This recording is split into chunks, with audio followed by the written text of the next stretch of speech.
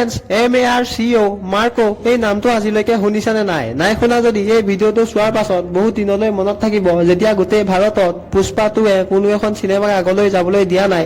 সেয়া বলিউডৰ ডাঙৰ ডাঙৰ এক্টৰৰ চিনেমাই নহওক কিয়। বৰুণ ধৱনৰ বেবী জন চিনেমাখনৰ ইমান বেছি হাইপ হৈ থাকোঁতেও যেতিয়া ভাল কালেকশ্যন কৰিব নোৱাৰিলে তেতিয়াই এণ্ট্ৰি হ'ল মাৰ্কোৰ। চিনেমাখনৰ কোনো হেভি বাজেট ফেমাছ অভিনেতা নথকাকেও বহুত বেয়াকৈ টানি আনিছে দৰ্শকক। যিয়ে আমাৰ চিনেমাখন চালে সি গৈ তাৰ লগৰ দহটাকো চিনেমাখন চাবলৈ জোৰ কৰিছে।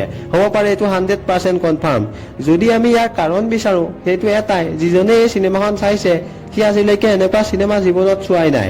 2024 চনত বলিউডৰ দুখন চিনেমা কিল আৰু এনিমেল আহিছিল, যি দুখন বহুত ভাইলেণ্ট চিনেমা আছিল, য'ত মৰামৰি আৰু কটাকটি সাধাৰণ যেন লাগিছিল। কিন্তু মাৰ্কো বৰ বেলেগ ধৰণৰ পায়। দুয়োখন চিনেমাৰ দেউতাক বুলি ক'লেও বেয়া নহ'ব।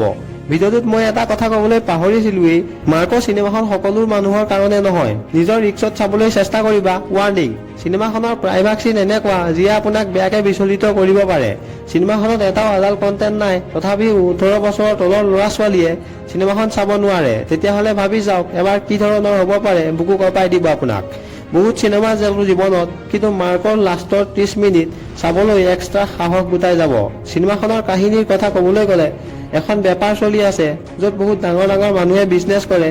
চকুৰে নেদেখা এটা ল'ৰাক কিবা কাৰণত সিহঁতৰ চিনাকি মানুহে ভয়ানক এচিডৰ টেংকিত ডুবাই দিয়ে। তাৰ পৰাই কাহিনী আৰম্ভ হয়। সেই ল'ৰাটো আছিল মাৰ্কোৰ ভায়েক। এতিয়া মাৰ্কোক লাগে তাৰ ভায়েকক মৰা সেই মানুহকেইটা, কিন্তু চিনি পোৱাত বহুত দেৰি হৈ যায়। মাৰ্কোৰ কাৰণে এইটো ইমান ইজি নহয়। প্ৰথম সি নিজৰ ভায়েককে হেৰুৱায়, কিন্তু শেষত তাৰ ফেমিলিৰ কাকোৱে বাচি থাকিব নিদিয়ে।